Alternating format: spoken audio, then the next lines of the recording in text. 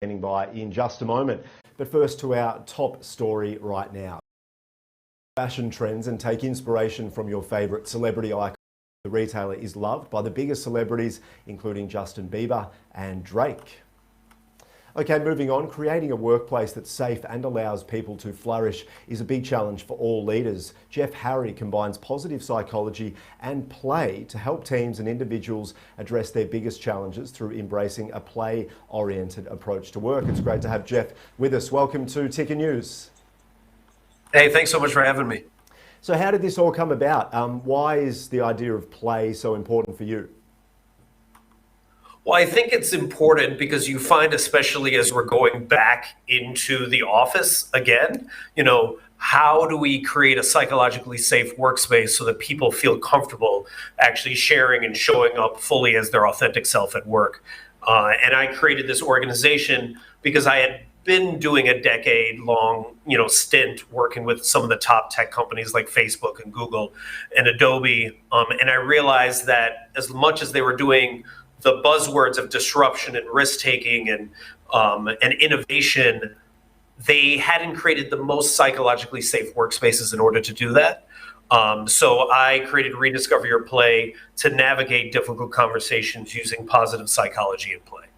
So tell us more, how does this work? What would it look like if I was heading back into the office or with the people that you're working with? Sure. So a lot of the workshops that we run are around navigating difficult conversations. So we would actually practice. How does that actually work like? If you have a toxic person at work, we would actually groups role play. What it would be like to have that hard conversation with that person that is challenging? How do you have that with your boss? If you notice in work settings, we don't get a lot of time to practice. Even when, I used to actually go to University of Melbourne way back in the day, and my team was Geelong, and they practice before they actually go out onto the pitch. But we don't actually get to do that at work because we're constantly having to produce. So imagine being able to practice having a hard conversation, practice how to navigate a really difficult situation. How do you mediate between two people that disagree? We do a lot of that within our workshops to get people comfortable enough, so that when they finally go back out into the workplace, they can actually start to have those conversations.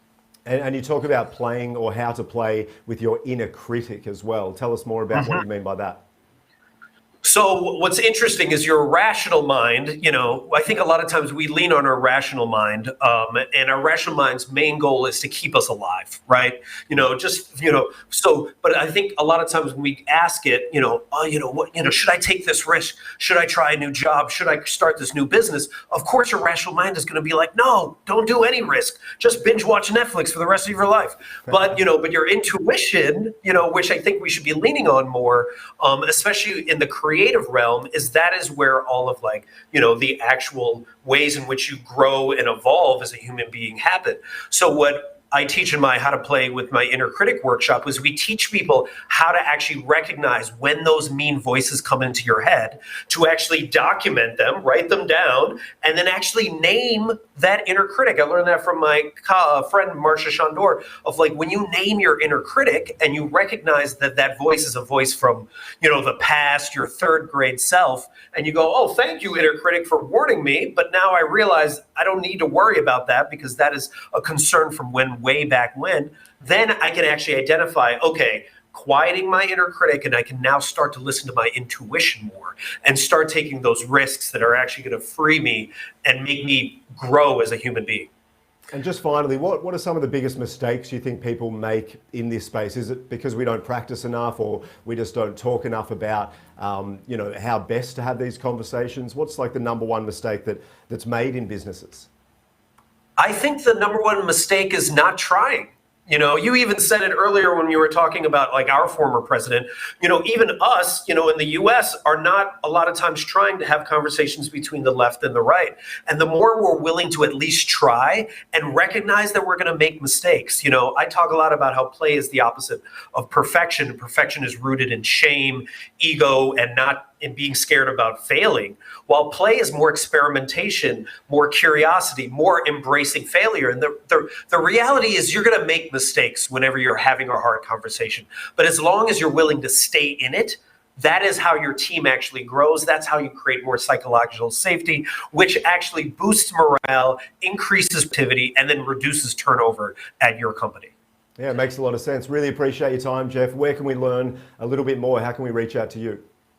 Absolutely. You can find me at rediscoveryourplay.com. Simply click the Let's Play button, and I have a bunch of play activities you can actually try right in your workplace immediately. Great stuff. Thanks so much for your time. We'll talk again soon. Hey, thanks so much. Okay, for more breaking news and trending topics, visit our website, tickernews.co. We'll check the weather